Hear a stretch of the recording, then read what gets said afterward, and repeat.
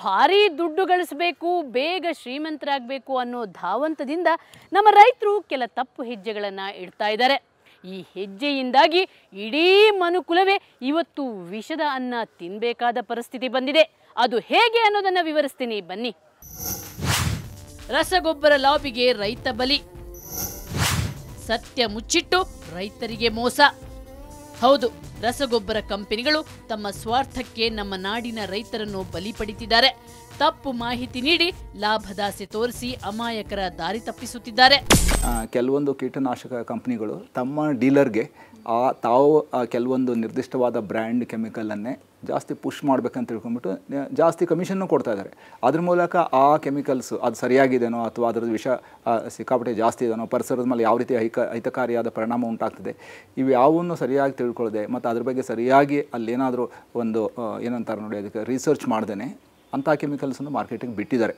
ನೀವು ಹೇಳಿದಂಗೆ ಕಮಿಷನ್ ಆಸೆನೂ ಕೆಲವು ಕಡೆ ಇದೆ. ಏಜೆಂಟ್ಸ್ಗಳಿಂದ ಅಥವಾ ಡೀಲರ್ಗಳಿಂದ ಕಮಿಷನ್ ಆಸೆ ಅವ್ರು ಹಚ್ಚಿಸ್ತಾರೆ. ಅದರಿಂದ ಈ ತಪ್ಪು ಸಂದೇಶಗಳು ಸಹ ಬಂದಿದೆ. ಈ ರಸಗೊಬ್ಬರ ಕಂಪನಿಗಳು ತಮ್ಮ ದಲ್ಲಾಳಿಗಳನ್ನು ಬಿಟ್ಟು ಭಾರಿ ಮೋಸ ಮಾಡುತ್ತಿವೆ. ರೈತರಿಗೆ ಒಂದೆರಡು ವರ್ಷ ಭಾರಿ ಫಸಲು ಬರುವಂತೆ ಮಾಡಿ ರೈತರಲ್ಲಿ ದುರಾಸೆ ಹುಟ್ಟಿಸುತ್ತವೆ. ಆ ಮೂಲಕ ರೈತರನ್ನ ವಿಷವರ್ತುಲದೊಳಗೆ ಸಿಲುಕಿಸುತ್ತವೆ. ಆದ್ರೆ ಆ ಬಳಿಕ ಫಸಲು ಕೈಕೊಟ್ಟು ರೈತ ತಲೆ ಮೇಲೆ ಕೈ ಇಟ್ಟು ಕೂರಬೇಕಾಗತ್ತೆ. ಮಣ್ಣು, ಗಾಳಿ, ನೀರು ಎಲ್ಲ ಕಡೆ ಇರ್ತದೆ. ಮುಖ್ಯವಾಗಿ ಮಣ್ಣಿನಲ್ಲಿ, ಅಂತರ್ಜಲದಲ್ಲಿ ಇದು ಶೇಖರಣೆ ಆಗ್ತದೆ. ಆದರೆ ಎಷ್ಟು ಮಟ್ಟಿಗೆ ಶೇಖರಣೆ ಆಗ್ತದೆ ಅಂತಂದರೆ ಅದು ಮುಂದೆ ಆ ಬೆಳೆನೇ ಸರಿಯಾಗಿ ಬರೋದಿಲ್ಲ. ಮತ್ತು ಅಲ್ಲಿ ಕೀಟ ಮತ್ತು ರೋಗಗಳು ಆ ಔಷಧಿಗೆ ಬಗ್ಗೋದೇ ಇಲ್ಲ, ರೆಸಿಸ್ಟೆನ್ಸನ್ನು ಪಡ್ಕೊಂಡು ಬಿಡ್ತೀವಿ. ಅದರಿಂದ ಇವೆಲ್ಲ ಅಪಾಯಗಳು ಇದ್ದೇ ಇವೆ. ಜಾಸ್ತಿ ಈ ಫರ್ಟಿಲೈಸರ್ ಅಂತ ಹೇಳ್ತೇವೆ ನೋಡಿ, ರಾಸಾಯನಿಕ ಇದು ಗೊಬ್ಬರಗಳನ್ನು ನಾವು ಬಳಸಿದಾಗ ಎಷ್ಟೋ ಕಡೆ ಭೂಮಿ ಕೆಟ್ಟೋಗಿದೆ. ಅದು ಕ್ಷಾರಯುಕ್ತವಾಗಿ ಅಥವಾ ಆ್ಯಸಿಡ್ ಯುಕ್ತವಾಗಿ ಅಲ್ಲಿ ಮುಂದೆ ಯಾವ ಬೆಳೆನೂ ಬೆಳೆಯೋಕೆ ಆಗ್ತಾ ಇಲ್ಲ ಕೆಲವು ಕಡೆ.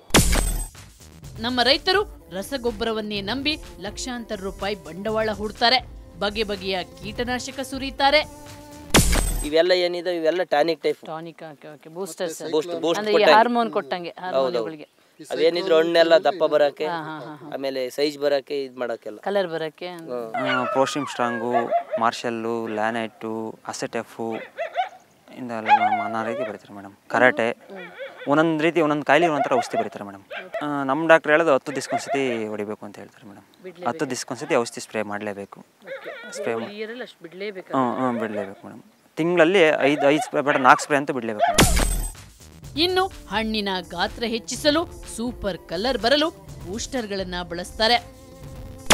ಈ ಬೂಸ್ಟರ್ಗಳು ಅಥವಾ ಈ ಗ್ರೋತ್ ಟಾನಿಕ್ ಅಂತ ಹೇಳ್ತಾರೆ ನೋಡಿ, ಅಥವಾ ಹಾರ್ಮೋನ್ಸು, ಇವೆಲ್ಲ ಬಳಕೆ ಯಾವಾಗ ಬಂದ್ವು ಅಂತಂದರೆ ಈ ಹೈಬ್ರಿಡ್ ವೆರೈಟೀಸ್ ಅಂತ ನಾವು ಕೇಳಿರ್ಬೋದು, F1 ಹೈಬ್ರಿಡ್ಸ್ ಅಂತ. ಅವು ಬಂದಾಗ ಇದು ಸ್ಟಾರ್ಟ್ ಆಯಿತು. ಮೊದಲೇಕೆ ಅದು ಇದ್ದಿದ್ದಿಲ್ಲ.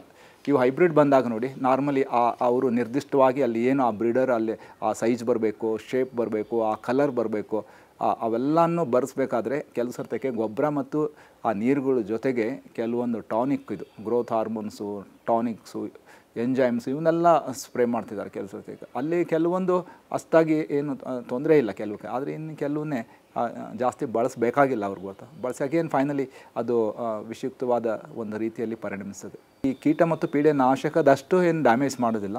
ಮತ್ತು ಕೆಲವೊಂದು ಅದ್ರ ಬಗ್ಗೆ ಸಾಕಷ್ಟು ರಿಸರ್ಚ್ ಆಗ್ತಾ ಇದೆ. ಕೆಲವೊಂದು ರೀತಿಯ ತೊಂದರೆಗಳು ಹೆಲ್ತ್ ಮೇಲೆ ಆಗ್ತಾ ಇದೆ ಅಂತ ಅದರಿಂದನೂ ಕಂಡು ಹಿಡ್ಕೊಂಡಿದ್ದಾರೆ.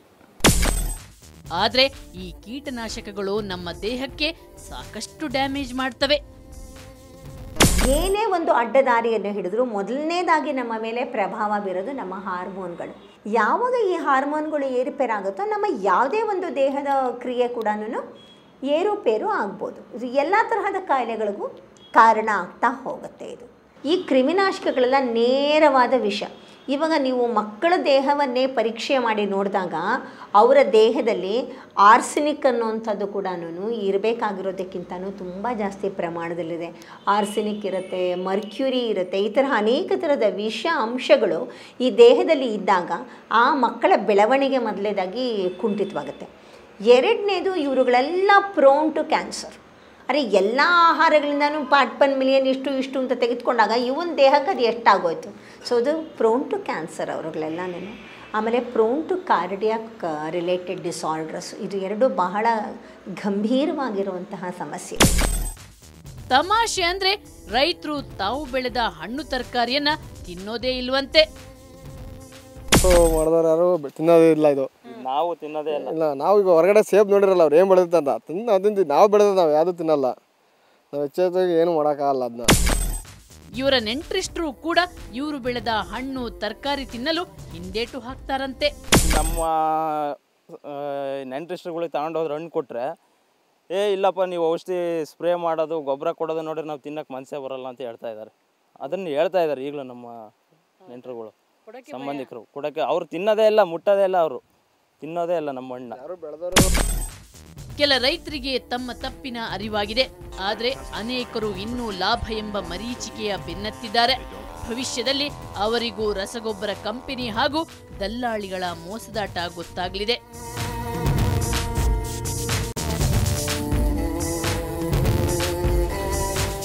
ರೈತರ ಕೈಯಲ್ಲಿ ಈಗ ಝಣ ಝಣ ಕಾಂಚಾಣ ಕುಣಿತಿದೆ. ರೈತರು ಖುಷಿಯಾಗಿದ್ದಾರೆ. ಆದರೆ ಇವರಿಗೆ ಭವಿಷ್ಯದಲ್ಲಿ ಭಾರಿ ಅಪಾಯವೊಂದು ಕಾದಿದೆ ಗೊತ್ತಾ? ಈಗ ನಮ್ಮ ಔಷಧಿಯ ನೀನು ಮಾರಾಟ ಮಾಡಿಸಿದ್ರೆ ನಿನಗೆ ಇಷ್ಟು ಕಮಿಷನ್ ಕೊಡ್ತೀವಪ್ಪ, ನಮ್ಮ ಗೊಬ್ಬರ ನೀನು ಮಾರಾಟ ಮಾಡಿಸಿದ್ರೆ ನಾವಿಷ್ಟು ನಿನಗೆ ಕಮಿಷನ್ ಕೊಡ್ತೀವಿ ಅಂತೇಳಿ ಡಾಕ್ಟ್ರಿಗೆಲ್ಲ ಮಿಂಗಲ್ ಆಗಿರ್ತಾರಲ್ಲ.